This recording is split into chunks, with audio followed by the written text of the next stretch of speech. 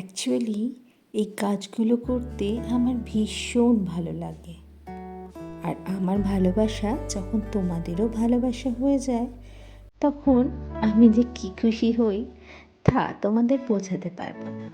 আগেরবার যে ঘড়িটি বানিয়েছিলাম সেটা তোমাদের অনেকের ভালো লেগেছিল, অর্ডারও দিয়েছিলে।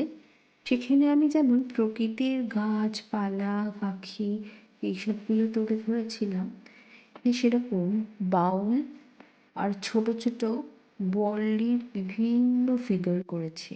তোমরা দেখে বলো কিন্তু এই ঘড়িটি কেমন হয়েছে, তাহলে আমি আবারও উৎসাহ পাবো।